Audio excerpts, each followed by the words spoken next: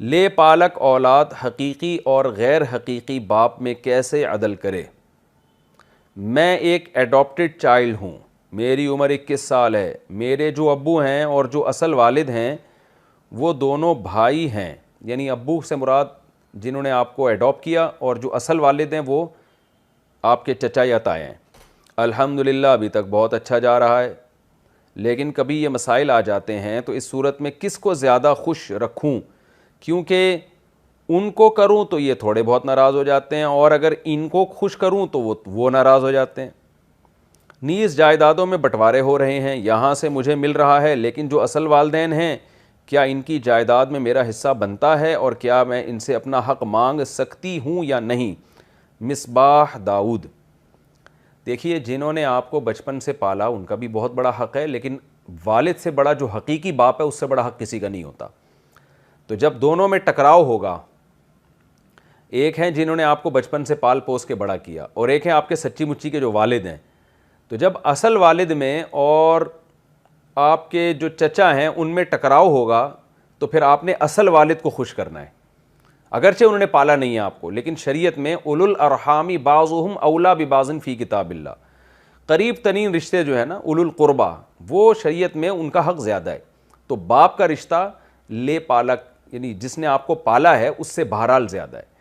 تو آپ خوش رکھنے کی کوشش کریں اپنے چچا کو بھی یا تایا جو بھی ہیں آپ کے، انہوں نے آپ کو پالا ہے، ان کا بھی بڑا حق ہے، لیکن آپ جب دونوں کے حکم میں ٹکراؤ ہوگا تو باپ کے حکم کو یعنی والد کے حکم کو ترجیح دینی ہے آپ کو، کیونکہ بہرحال وہ آپ کے والد ہیں، آپ کو اللہ نے ان کے بلڈ سے پیدا کیا ہے، اور وراثت بھی انہی سے آپ کو ملے گی، چچا کا سے آپ کو نہیں ملے گی وراثت، آپ کے حقیقی باپ کی وراثت آپ کے پاس آئے گی۔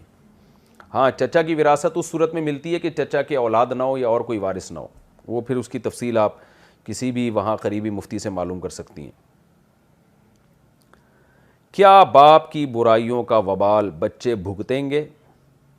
اگر کوئی انسان برائیوں کا ارتکاب کرتا ہے اور قدرت اس سے انتقام نہیں لیتی تو کیا اس کا خمیازہ اس کی نسلوں کو بھگتنا پڑے گا؟